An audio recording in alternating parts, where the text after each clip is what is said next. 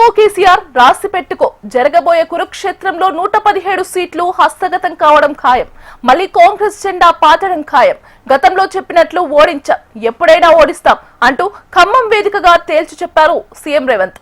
కల్వకుంట్ల కుటుంబాన్ని శాశ్వతంగా రాజకీయ ముఖచిత్రం నుంచి చెరిపేసేదాకా తాను కాంగ్రెస్ కార్యకర్తలు విశ్రమించారని శపథం చేశారు.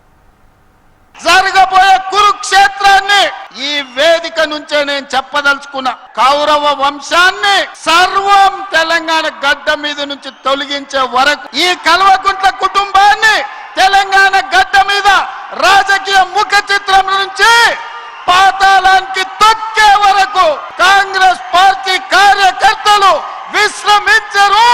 ఈ రోజు చెప్తున్నా, 182 శాసనసభ నియోజకవర్గాలలో 117 సీట్ల పైన గెలిచి రెండవసారి తెలంగాణ రాష్ట్రంలో ప్రజాపాలనను కాంగ్రెస్ ప్రభుత్వాన్ని గెలిపిస్తాం. రాముడు మీద, భద్రాచలం రాముడు మీద ఆనా కాసుకో చంద్రశేఖర్ రావు.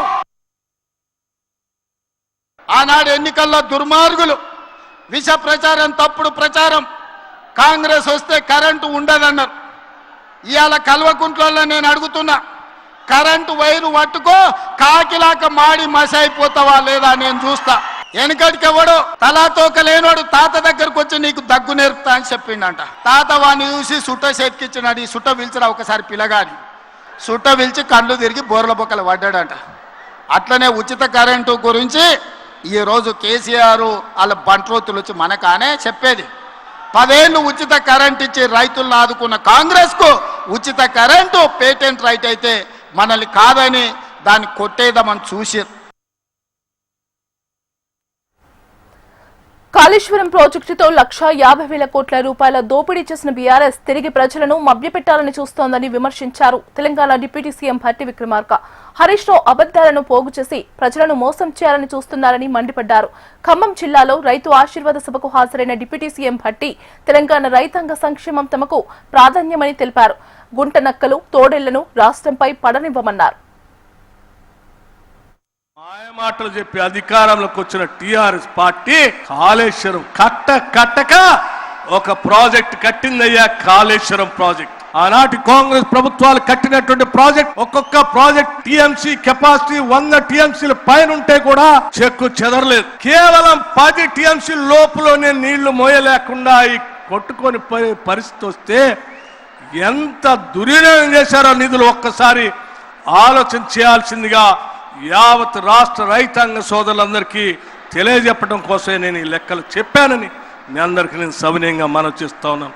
మిత్రులారా, ఆలోచన చేయండి. ఇంకా తగుదనమ్మా అని చెప్పి ఒక పెద్ద మనిషి హరీష్ రావు గారు బయలుదేరి అబద్ధాలన్నీ పోగేసి అవినీతి సొమ్ముతో పోగేసుకున్న సోషల్ మీడియాలో తప్పుడు వార్తలు కాంగ్రెస్ ప్రభుత్వం మీద సృష్టించి ప్రజల్ని తప్పుదోవ పట్టించి ఇంకా ఏదో చేయాలని తాపత్రయపడుతున్నారు. తస్మాత్ జాగ్రత్త. ఇటువంటి వ్యక్తులు మళ్ళీ గ్రామాల్లోకి వస్తే ఈ రాష్ట్రం సర్వనాశనం అయిపోతుంది. రైతు బాగుండాలి, బలహీన వర్గాలు బాగుండాలి, యావత్ తెలంగాణ రాష్ట్రం సుభిక్షంగా ఉండాలి. అదే మా అందరి ఆలోచన. ఈ రాష్ట్రం ప్రపంచంతో పోటీ పడేటట్టుగా ముందుకు తీసుకొని పోవటం కోసం 2047 $3 ట్రిలియన్ ఎకానమీతో ప్రపంచంతో పోటీ పడేట్టుగా ఈ రాష్ట్రాన్ని తీసుకొని పోతాం తప్ప గుంట నక్కల్ని మాత్రం, తోడేళ్లు మాత్రం ఈ రాష్ట్రం మీద పడనీయం, దోపిడి గురి కానీయం. కాళేశ్వరంపై మరోసారి కీలక వ్యాఖ్యలు చేశారు ఎంపీ ఈటెల రాజేందర్. కాళేశ్వరం అంటే ఒక్క మేడిగడ్డ మాత్రమే కాదని 100 టీఎంసీల రిజర్వాయర్లు, 100 పైప్ లైన్లు, 100 కిలోమీటర్ల కాలువలు ఉన్నాయన్నారు. 1,00,000 కోట్ల అవినీతి అంటూ ఆరోపణలు చేయడం సరికాదని సూచించారు. అవినీతి నిజమే అయితే కమిషన్ రిపోర్టు తీయండి, బాధ్యులెవరో శిక్ష వేయండన్నారు ఎంపీ ఈటెల. బీఆర్ఎస్ ను బద్నాం చేసేందుకు నీటిని వదిలేసి రాజకీయాల కోసం రైతులను ఇబ్బందులు పెడుతున్నారని మండిపడ్డారు. కన్నెపల్లిలో వెంటనే మోటార్లు ఆన్ చేసి వరద నీటిని పంపు చేయాలని డిమాండ్ చేశారు ఈటెల రాజేందర్. అందుకే వెంటనే ఉత్తమ్ కుమార్ రెడ్డి గారు ఉత్తమంగా ఆలోచిస్తారని చెప్పి అనుకుంటున్నా. ఉత్తమ్ కుమార్ రెడ్డి గారు వెంటనే బేజ్జాలు బంద్ చేసి రాజకీయాలు బంద్ చేసి తక్షణమే నీళ్లు లిఫ్ట్ చేయాలని చెప్పి నేను డిమాండ్ చేస్తున్నా. ఒక సుక్క నీళ్లు కూడా మేడిగడ్డ బరాజు అంటే లక్ష్మీ బరాజు దగ్గర నీళ్లు నిల్వ చేయమని అంటలేను నేను.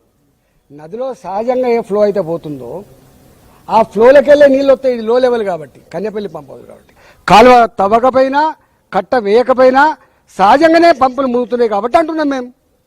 బట్టి ఆర్గ్యుమెంట్ ఎట్లా పెడతామండి నువ్వు? ఏం ఆర్గ్యుమెంట్ మీది? ప్రజలకు తెలివి ఉందనే ఆలోచించాలి కదా మీరు. భారతీయ జనతా పార్టీ మొట్టమొదటి ఫిలాసఫీ దేశం ఫస్ట్, నెక్స్ట్ పార్టీ, తర్వాత వ్యక్తి. నేను తెలంగాణ మట్టి బిడ్డను కాబట్టి ఫస్ట్ నాకు తెలంగాణ, తర్వాత నా పార్టీ, తర్వాత నేను అంటున్నాను. దమ్ముంటే దాని మీద కమిషన్ వేసినా కదా, బయటిది తీసి ఎంక్వైరీ చేయి, దోషులు కూడా శిక్షించు. నేను అంటున్నా మొత్తం కాళేశ్వరం ప్రాజెక్ట్ అంటే రెండు, ఒక లక్ష్మీ బరాజ్ కాదు కదా. లక్ష్మీ బరాజ్ ఉన్నది, అన్నారం ఉన్నది, సుందిల్ల ఉన్నది, మిడిమానేరు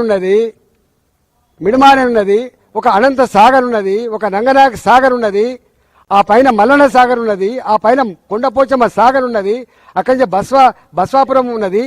గిన్నున్నాయి బాబు, వందల కిలోమీటర్ల కాలువలు ఉన్నాయి. ఏమర్థం చేసుకుంటారు మీరు? 1,00,000 కోట్లు ఖర్చు పెడితే 1,00,000 కోట్లు తిన్నానని చెప్పి వాళ్ళు అనగానే నేను అవును నిజమే తిన్నానని మాట్లాడాను. నేను ఏమన్నా జ్ఞానం ఉందా? 1,00,000 కోట్లు ఇప్పుడు రేపు నువ్వు మూసితే ఎత్తున్నావు, ఓ 1,00,000 కోట్లకు ఎస్టిమేట్ ఇస్తాడు. 1,00,000 కోట్లు తిన్నానని చెప్పి ఆరోపణ చేస్తే 1,00,000 కోట్లు తిన్నట్ట? ఎంత బ్యాడ్ అండి ఇది. ఇంత నీచంగా ఉంటారా? బదనాం చేయి, కానీ గిట్లా చేస్తే ప్రజలు హర్షిస్తారనుకుంటే మాత్రం మూర్ఖత్వం అయితే గుర్తుపెట్టుకో. కాళేశ్వరం ప్రాజెక్టు కొన్ని వందల టీఎంసీల రిజర్వాయర్లు, కొన్ని వందల కిలోమీటర్ల పైప్ లైన్లు, కొన్ని వందల కిలోమీటర్ల కాలువలు, పదుల సంఖ్యలో టన్నల్స్, మోటార్లు, పంపులు, కొన్ని పెద్ద పెద్ద టవర్లు, ఎలక్ట్రిసిటీ టవర్లు, పెద్ద పెద్ద లైన్లు అనేకం ఉన్నాయి కదా. దాన్ని వాడుకోరాదు. నువ్వు బదనాం చేసి ఎత్తి కానీ వాడుకోరాదు. ఏపీ సీఎం చంద్రబాబు అధ్యక్షతన మంత్రివర్గ సమావేశం ముగిసింది. ఈ భేటీలో దాదాపు 30కి పైగా కీలక అంశాలకు కేబినెట్ ఆమోదం తెలిపినట్లు మంత్రి పార్థసారథి వెల్లడించారు. గ్రామాల్లో 9,355 కోట్లతో 10 మల్టీ విలేజ్ డ్రింకింగ్ వాటర్ పథకాలకు, నీటి ఎద్దడి ఉన్న ప్రాంతాల్లో 1,811 కోట్లతో 2,943 తాగునీటి పథకాలకు మంత్రి మండలి గ్రీన్ సిగ్నల్ ఇచ్చినట్లు వివరించారు. విశాఖలో ఎన్ఐఏ స్పెషల్ కోర్టు, తిరుపతి జిల్లాలో 63 ఎకరాల్లో లాజిస్టిక్స్ పార్క్ ఏర్పాటుపై చర్చించి నిర్ణయం తీసుకున్నామన్నారు. అలాగే పర్యాటక పాలసీలో కన్వర్టులు నిర్వహణకై ప్రత్యేక విధానం, 50 కోట్లతో పర్యాటక ప్రచారానికి ఆమోదం తెలిపారు. విజయవాడ సహా నెల్లూరు, కడప జిల్లాలోని పలు హోటళ్లు, పార్కులకు ప్రోత్సాహకాలు ఇవ్వనున్నారు. విశాఖ, గుంటూరు, నెల్లూరు జిల్లాలో అంబేద్కర్ గురుకుల సీఈఓలు ఏర్పాటు చేసి ఐఐటి, జేఈఈ, నీట్ కు రెసిడెన్షియల్ కోచింగ్ ఇవ్వనున్నట్లు తెలిపారు. రాజధాని అమరావతిలో 2వ విడతకు భూములు ఇచ్చే 7 గ్రామాల రైతులకు 1,50,000 వరకు సాగు రుణమాఫీకి కేబినెట్ ఆమోదం తెలిపిందన్నారు. 2026 జనవరి 6 కంటే ముందు తీసుకున్న రుణాలకు ఈ మాఫీ వర్తిస్తుందని మంత్రి పార్థసారథి తెలిపారు. అలాగే భూములు ఇచ్చిన, ఇవ్వబోయే రైతులకు వార్షిక కౌలు పెంపు ప్రతిపాదనలకు కూడా ఆమోదం కేబినెట్ తెలిపిందని పేర్కొన్నారు.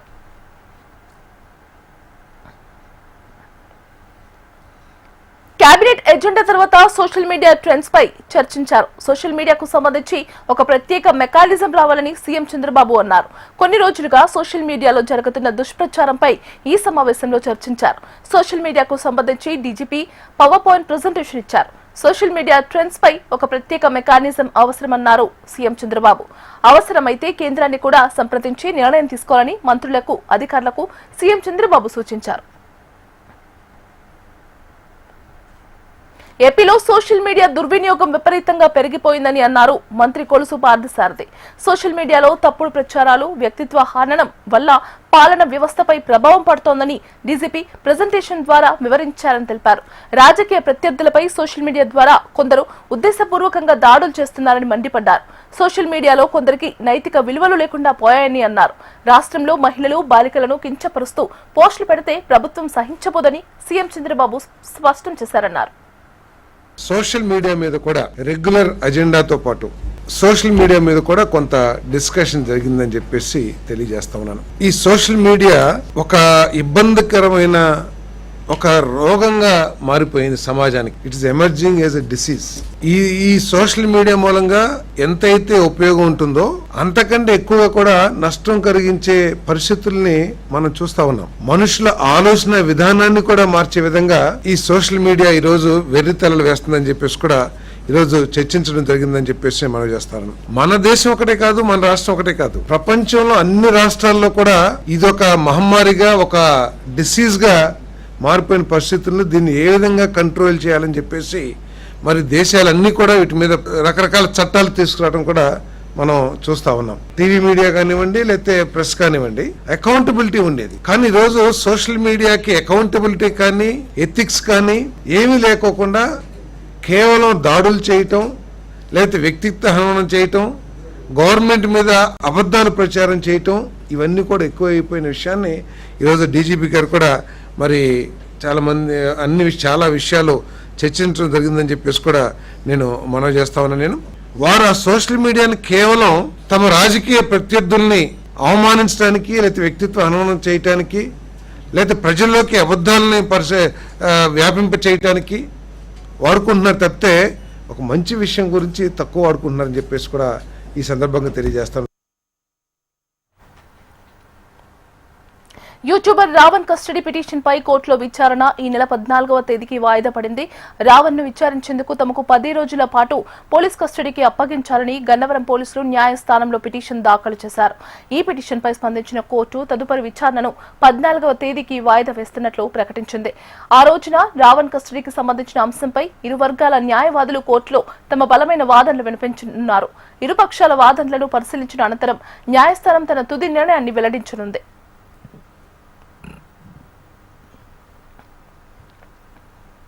సింగరేణి సంస్థ ప్రతిష్టాత్మక ఘనతను సాధించింది.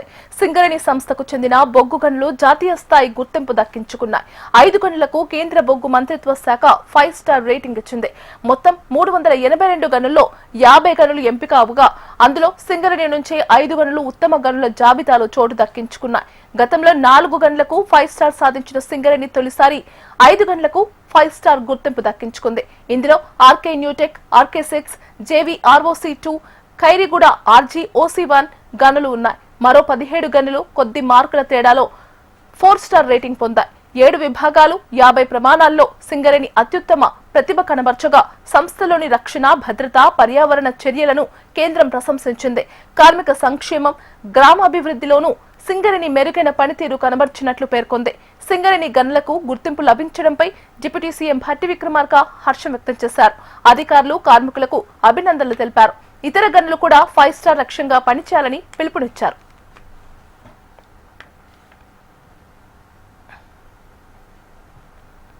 సచివాలయంలో తెలంగాణ పారిశ్రామిక ప్రాజెక్టులపై సీఎస్ సంజయ్ రిజిజు కీలక సమీక్ష నిర్వహించారు. Bharat future city, Zaheerabad industrial city పనులపై చర్చించారు. కాకతీయ మెగా టెక్స్టైల్ పార్క్ పురోగతిపై అధికారులకు దిశానిర్దేశం చేశారు. పెట్టుబడులకు తెలంగాణను తొలి గమ్యస్థానంగా తీర్చిదిద్దాలని సీఎస్ సూచించారు. దేశీయ, విదేశీ పెట్టుబడుల ఆకర్షణపై ప్రత్యేక దృష్టి సారించాలన్నారు. ప్రపంచ స్థాయి మౌలిక వసతులతో పరిశ్రమలకు ప్రోత్సాహం అందించాలని అన్నారు. యువతకు భారీ స్థాయిలో ఉపాధి కల్పించడమే ప్రభుత్వ లక్ష్యమని తెలిపారు. ప్రాజెక్టుల అమలులో జాప్యానికి తావు లేకుండా చర్యలు తీసుకోవాలని ఆదేశించారు. శాఖల మధ్య సమన్వయంతో అడ్డంకులను వెంటనే తొలగించాలని ఆదేశించారు. పారిశ్రామిక అభివృద్ధితో ప్రాంతీయ సమతుల్య అభివృద్ధికి ప్రభుత్వం కట్టుబడి ఉంటుందని తెలిపారు.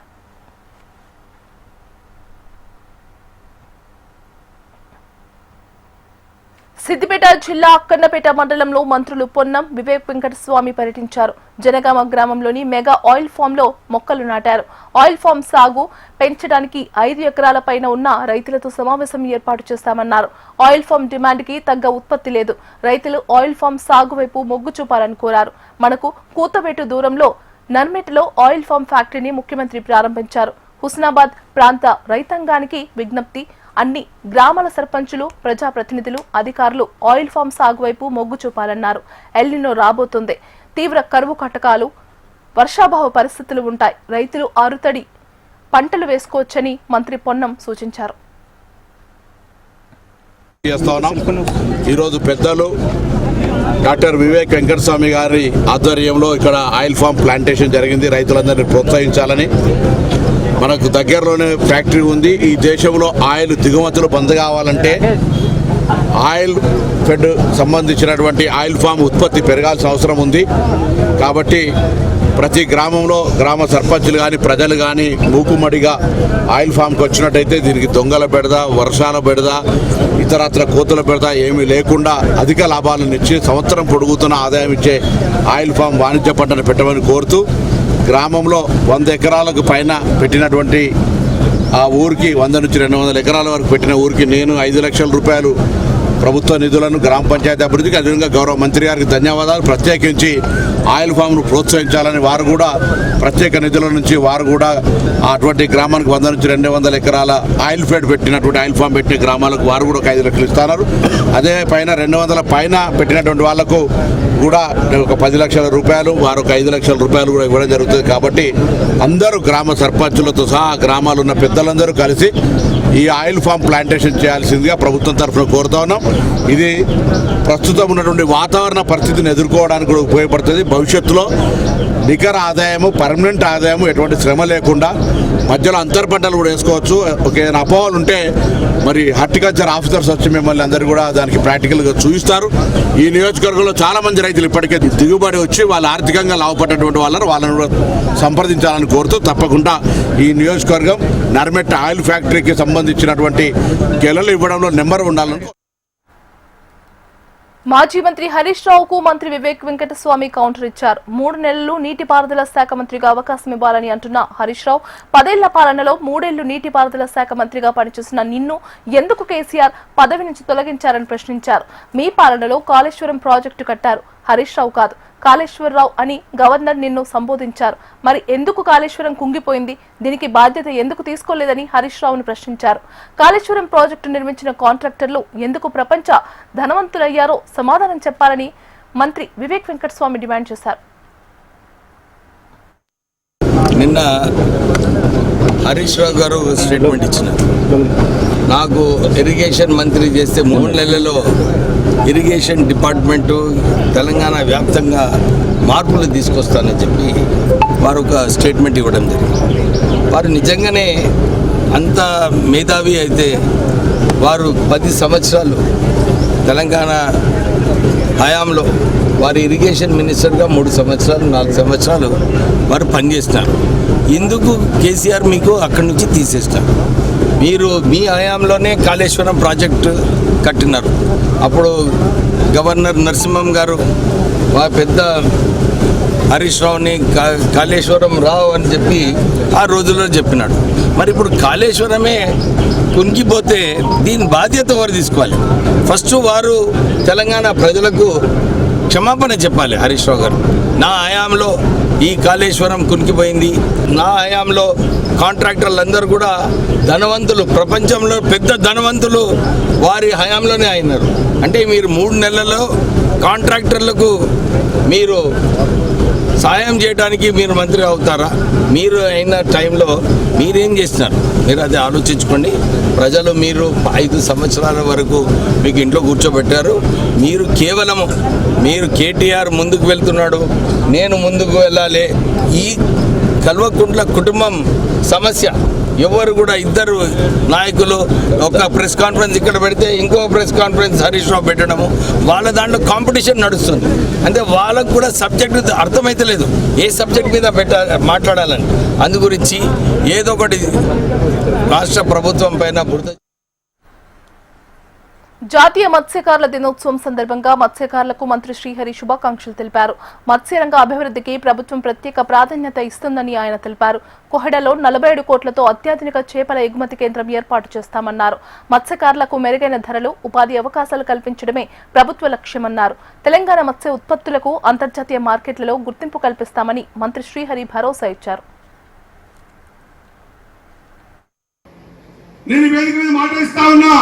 ఈ రాష్ట్రంలో ఏకైక ముదిరాజ్ ఎమ్మెల్యేగా మంత్రిగా మీకు అందరికీ మాట ఇచ్చిన, మన జాతి సంక్షేమం కోసం, మన జాతి అభివృద్ధి కోసం తుదకు నా మంత్రి పదవి, ఎమ్మెల్యే పదవి కాదు, ప్రాణమియాన్ని కూడా సిద్ధంగా ఉన్నాను అన్న మాట మీరు మర్చిపోతుందని తెలియజేస్తా ఉన్నా. ఆటంకాలు వస్తాయి. ఎందుకు వస్తాయంటే అత్యధిక సంఖ్య కలిగేటువంటి ముదిరాజు ఆర్థికంగా బలోపేతమైతే మా మాట వింటలేదని చెప్పి కొంతమంది దొరలు ఆడుతున్న ఆటలో మనం బలిపశువు కావద్దన్న మాట మరొకసారి గుర్తు చేస్తున్నాం సోదరులారా. కాబట్టి ఇది నా బాధ. నేను కూడా చాలా కోణాల్లో ఆలోచన చేస్తా ఉన్నా. ఒక్కోసారి అనిపిస్తుంది ఇటువంటి వేదిక మీద మాట్లాడినా వద్దా అనిపిస్తుంది. కానీ ఏ వేదిక అయినా సరే, ఏ సందర్భమైనా సరే మీ బిడ్డలు మీకోసం, మీ అభివృద్ధి కోసం, ఈ జాతి కోసం తుదకు ప్రాణం కూడా ఇవ్వడానికి సిద్ధంగా ఉన్నాడు అన్న మాట. సూర్యాపేట జిల్లా హుజూర్ నగర్ లో 20 కోట్లతో నిర్మిస్తున్న మోడల్ కాలనీ పనులకు మంత్రి ఉత్తమ్ కుమార్ రెడ్డి శంకుస్థాపన చేశారు. ఈ సందర్భంగా ఏర్పాటు చేసిన సభలో మాజీ మంత్రి హరీష్ రావుపై మంత్రి ఉత్తమ్ మండిపడ్డారు. కమిషన్ల కోసం ఇసుక పునాదులపై కాళేశ్వరం ప్రాజెక్టు నిర్మాణం చేపట్టారన్నారు. అందువల్లే ఈ దుస్థితి దాపురించిందని మంత్రి ఉత్తమ్ మండిపడ్డారు. మట్టి పరీక్షలు నిర్వహించకుండా ప్రాజెక్టు నిర్మాణం చేసిన ఘనత బీఆర్ఎస్ ప్రభుత్వానికి దక్కుతుందన్నారు. నేషనల్ డ్యామ్ సేఫ్టీ టీం హెచ్చరించినా వినకుండా ప్రాజెక్టు నిర్మించారన్నారు. తెలంగాణను అప్పుల పాలు చేసిన ఘనత బీఆర్ఎస్ ప్రభుత్వానిదేనని మంత్రి ఉత్తమ్ కుమార్ రెడ్డి తీవ్ర స్థాయిలో ధ్వజమెత్తారు. ఇక్కడ సాయిల్ టెస్టింగ్ చేసి ఏం ఫౌండేషన్ వేయాలో చేస్తారు కదా.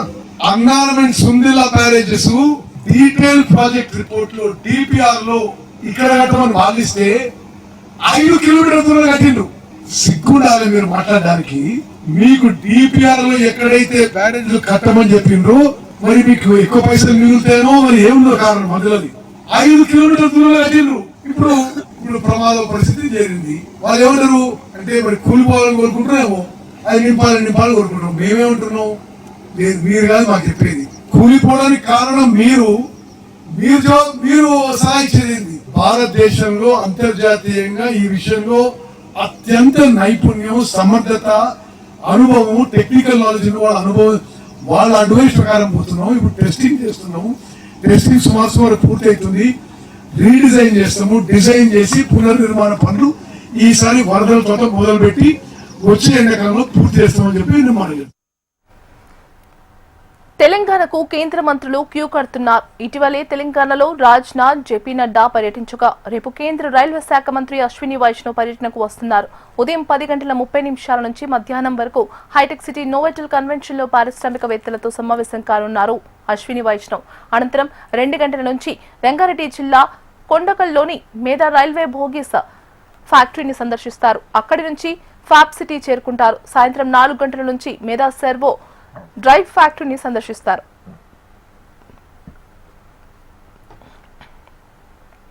ఏపీలో సంచలనం సృష్టించిన అహోబిలం దేవస్థానం వివాదంపై ఆళ్లగడ్డ ఎమ్మెల్యే అఖిలప్రియ నంద్యాల జిల్లా ఎస్పీకి ఫిర్యాదు చేశారు. దేవస్థానంలో తలనీలాల అక్రమ రవాణా జరుగుతోందని ఆమె ఆరోపించారు. అవినీతికి పాల్పడిన మాజీ సీఏఓ పార్థసారథిపై చర్యలు తీసుకోవాలని ఎస్పీకి విజ్ఞప్తి చేశారు. టెండర్లు పూర్తి కాకుండానే తమిళనాడు సంస్థకు అగ్రిమెంట్ ఎలా ఇస్తారని ప్రశ్నించారు. వైసీపీ మాజీ ఎమ్మెల్యే గంగుల నాని ఫేక్ డాక్యుమెంట్లు చూపిస్తూ ప్రజలను, భక్తుల్ని మోసం చేస్తున్నారని ఫైర్ అయ్యారు. తప్పు చేయకపోతే పార్థసారథిని మఠం ఎందుకు తొలగించింది అంటూ నిలదీశారు. కోర్టులో లుకౌట్ నోటీసులున్న అంబాసిడర్ను వైసీపీ నేతలు ఎందుకు వెనకేసుకొస్తున్నారని ఆమె ప్రశ్నించారు. ఏ విధంగా అవినీతి చేశాడనేది ఆయన మీద లుక్అవుట్ నోటీస్ ఉంది. నేను పదే ఎన్ని నెలల నుంచి మొత్తుకుంటున్నా అవినీతి జరుగుతుంది ఆ అహోబిలంలోని.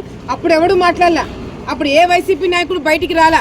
ఎప్పుడైతే పార్థసారథిని ఆయనని మేము విమర్శన చేయడం మొదలు పెట్టినామో అప్పుడు గంగుల బ్రిజేందర్ రెడ్డి దూరి లేదు మేమంతా ఒకటే, ఆయనకి ఏదైనా అవుతే నేను బయటకు వస్తానని చెప్పి బ్రిజేందర్ రెడ్డి మీదకేసుకున్నాడు. పార్థసారథి మీద గతంలో కూడా రాంచీ కోర్టులో లుక్అవుట్ నోటీస్ ఉంది. అబ్స్కాండర్ అంటే పోలీసులకి దొరకకుండా తిరుగుతున్న వ్యక్తి ఈ పార్థసారథి వ్యక్తి. అతన్ని వైఎస్ఆర్సీపీ నాయకులు వెనకేసుకుని వస్తున్నారు. గుళ్ళల్లో దొంగతనాలు చేసి విగ్రహాలు కొట్టేసి గుళ్ళు ధ్వంసం చేసింది కూడా ఆ రోజు మీ ప్రభుత్వంలోనే. ఈ రోజు గుళ్ళో అవినీతి జరుగుతుందని చెప్పి ఒక పక్కన శ్రీశైలంలో ఈ విధంగానే మీ వైసీపీ నాయకులు అరాచకాలు చేస్తున్నారని చెప్పి ఈ రోజే టీవీలలో చూసినాం. ఈ రోజు అహోబిలం టెంపుల్లో ఇంకా మీ వాళ్ళ అరాచకాలు చేస్తున్నారని చెప్పి మేము ఆధారాలతో సహా నిరూపించి మాట్లాడుతుంటే ఈ రోజు దాన్ని డైవర్ట్ చేయడానికి, రాజకీయంగా దీన్ని ఒక ఇష్యూ చేయడానికి మాత్రమే చూస్తున్నాను. ఎక్కడ కూడా వాళ్ళని నేను రెచ్చగొట్టేటట్టు మాట్లాడలేదు, వాస్తవాలు మాట్లాడుతున్నాను. ఒక పక్కన నేను ఆధారాలు చూపిస్తున్నా, అట్లీస్ట్ ఎమ్మెల్యే ఎందుకు కాగితాలు చూపిస్తున్నా, కాగితాలు ఏదో తెప్పించుకోవాలా నువ్వు. విదేశీ పర్యటనలో భాగంగా ప్రధానమంత్రి నరేంద్ర మోదీ న్యూజిలాండ్ చేరుకున్నారు. ఆక్లాండ్ ఎయిర్పోర్ట్ లో ప్రధాని మోదీకి అక్కడి ప్రభుత్వం యంత్రాంగం ఘన స్వాగతం పలికింది. ఇండోనేషియా, ఆస్ట్రేలియా, న్యూజిలాండ్ పర్యటనలో భాగంగా ఈ రోజు ఆస్ట్రేలియా నుంచి న్యూజిలాండ్ లోని ఆక్లాండ్ నగరానికి చేరుకున్నారు. 4 దశాబ్దాల్లో ఒక భారత ప్రధాని న్యూజిలాండ్ లో పర్యటించడం ఇదే తొలిసారి కావడం విశేషం. ఈ చారిత్రాత్మక పర్యటన భారత్ న్యూజిలాండ్ ద్వైపాక్షిక సంబంధాల్లో ముఖ్యంగా ఇండో పసిఫిక్ ప్రాంతంలో కొత్త అధ్యయనానికి నాంది పలుకుతుందని 2 దేశాల ప్రతినిధులు ఆశాభావం వ్యక్తం చేస్తున్నారు. ఈ పర్యటన 2 దేశాల మధ్య వాణిజ్య, సాంస్కృతిక సంబంధాలకు కొత్త ఊపనందిస్తుందని భారత హై కమిషనర్ మువాన్ పుయి అన్నారు. ఇవాళ రేపు జరిగే పర్యటనలో భాగంగా న్యూజిలాండ్ ప్రధానమంత్రి క్రిస్టోఫర్ లక్సన్ తో ఉన్నత స్థాయి ద్వైపాక్షిక చర్చలు జరపనున్నారు మోదీ. తమిళనాడును అన్నా డిఎంకే పార్టీలు దోచుకున్నాయని సీఎం విజయ్ ఆరోపించారు. కరూర్ ఘటన ఇప్పటికీ తనను తీవ్రంగా కలిచివేస్తోందని చెప్పారు. తొక్కిసలాట ఘటనకు సంబంధించి అనేక ప్రశ్నలకు ఇప్పటికీ సమాధానం లభించలేదని ఆయన అన్నారు. ఈ ఘటనకు తమ పార్టీని బాధ్యురాలిగా చూపించే ప్రయత్నం డిఎంకే చేసిందని విమర్శించారు. తనకు ఎప్పుడూ ప్రజలే ముఖ్యం, డబ్బు కాదని స్పష్టం చేశారు. ఇప్పుడు కూడా ప్రజల కోసమే కరూర్ వచ్చానని తెలిపారు. గతేడాది కరూర్లో జరిగిన తొక్కిసలాటలో మృతి చెందిన 41 మంది కుటుంబాలను పరామర్శించి 32 మంది సభ్యులకు ప్రభుత్వ ఉద్యోగ నియామక పత్రాలు అందజేశారు. லஞ்செல்லாம் பண்ண மாட்டேன்னு சொல்லி உங்க அரசியலே ஒரு தெருமுனைக்கு கொண்டாந்து விட்டான். மக்கள் வேற அவனை தான் நம்புறாங்க. ஸோ இந்த விஜயை எதிர்க்கிறதுல ஒரு அரசியல் நியாயம் இருக்குது, அதை புரிஞ்சுக்கலாம். ஆனா இன்னைக்கு இந்த விஜய மக்கள் ஓட்டு போட்டு ஜெயிக்க வச்சு ஒரு தீர்ப்பை கொடுத்து மக்களுக்காக வேலை செய்யறதுக்காக முதலமைச்சரா உட்கார வச்சிருக்கிறாங்க. இன்னமும் పశ్చిమాసియాలో ఉద్రిక్తతల వేళ ట్రంప్ హత్యకు ఇరాన్ పథకం రచించింది. ఇరాన్ సుప్రీం లీడర్ ఖమేనీ అంత్యక్రియల కార్యక్రమంలోనే ఇరాన్ ఈ వ్యూహ రచన చేసినట్లు ఇజ్రాయెల్ నిఘా వర్గాలు హెచ్చరించాయి. ట్రంప్ హత్యకు ఇరాన్ కుట్ర పన్నినట్లు అమెరికా రక్షణ శాఖ పెంటగాన్ కు ఇజ్రాయెల్ సమాచారం అందించింది. ట్రంప్ హత్యకు కుట్ర అంశంపై వాషింగ్టన్ అప్రమత్తమైనట్లు తెలుస్తోంది. ఓవైపు చర్చలు, సీజ్ ఫైర్ ఒప్పందం, మరోవైపు దాడులు, ఇలా ఇరాన్ను ఉక్కిరిబిక్కిరి చేస్తున్న ట్రంప్ హత్యకు ఇరాన్ కుట్ర పన్నడం ఇప్పుడు ఉత్కంఠను రేపుతోంది.